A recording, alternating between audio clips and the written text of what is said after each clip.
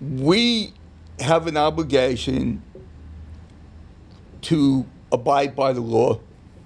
Yeah. You know, we don't want lawlessness. People that believe in the security of the country. And the government taxes us. That's what governments do. They tax their people. You know, it could be worse. All these people, all these complainers now, you know, just go back in history. Times were worse. You know, Yeah, you sure. go back and say, oh, we weren't collecting that much tax.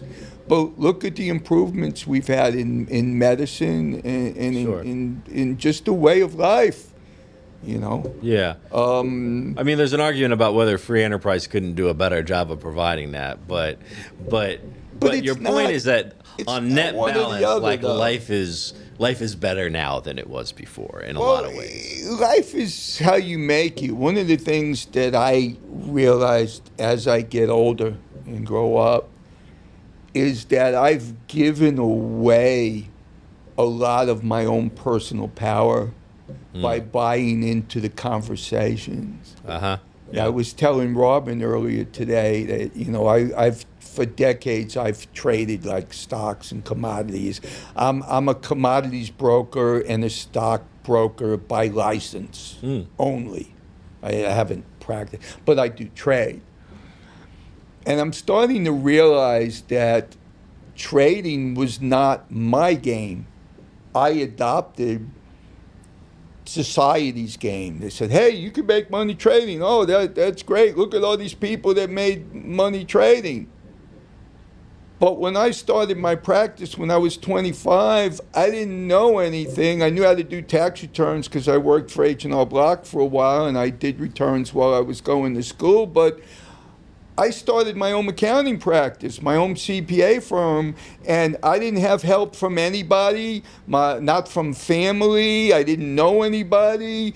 Everything was from my growing up in New York and confidence. And I look back to those years, and sure, I had made some mistakes, but I was up to 13 employees. I designed corporate liquidations from the code that wasn't there, that people still don't do.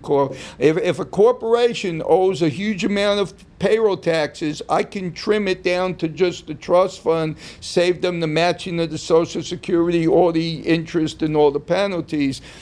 I was doing things out of, you know, that came from me. Yeah. And not adopting, you know, I didn't know anyone that did IRS representation. In fact, in 1980, when I started, there were 3 people that got out of the IRS that started bringing IRS representation to the public. It wasn't done in Houston. Nobody had it as a specialty before. I bumped into somebody who I hired him as a telemarketer that worked for a guy that did IRS representation. He said, hey, Joe, you know, you got these returns. You do the return and people aren't paying you. How would you like to get your money up front? And how would you like to help people that are having IRS problems? And I said, yeah, I guess I can do that. Yeah. And so I jumped into it blind. Right. And those were the happy days. Yeah. And now I find myself struggling with, you know, other people's, you know, trading is their game, not mine.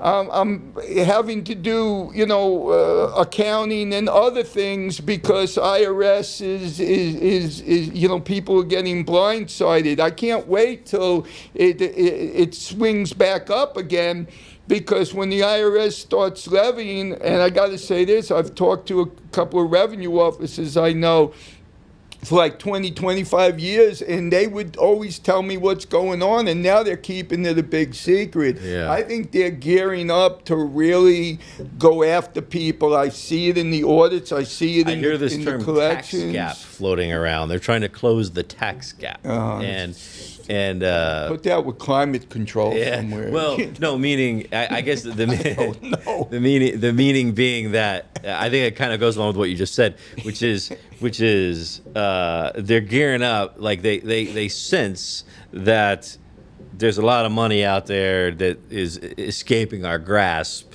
that we should be collecting those taxes, and we're not, and so they're organizing a new offensive to go after that. But it was always like that. Yeah. It was always like you can't take cash away. Poor people have cash.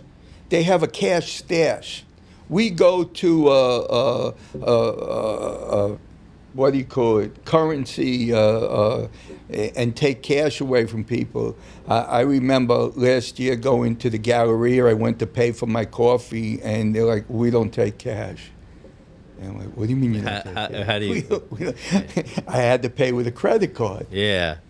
And if you do, Well, there's germs on the cash. That's the problem. Is they don't want to have you. No, they don't want to have the germs. It's control. Yeah. It's control. I mean, we have a currency. The U.S. actually has a digital currency. It's just not out there that people are using. If you go, like my Coinbase wallet, I have a couple $100 in cryptocurrency, and I look at the different things I can buy, and there's a U.S.-based digital currency on there. It trades for $1. It doesn't go up and down, right? Because it's not active. But they're waiting to put that into play. Yeah. When they put that into play, the IRS will just say, "Hey, you owe me this," and they'll take it from your account, and you won't be able to have any say about that at all. What do you think, Trav? You've been quiet. You any conspiracy chime-ins or? I'm gonna escape somewhere where no one will ever find me. Yeah. Yeah, I don't know. Good luck. Where is that exactly? Thailand. Next episode we'll talk about satellites and why it's impossible to go somewhere where nobody ever finds you. Yeah.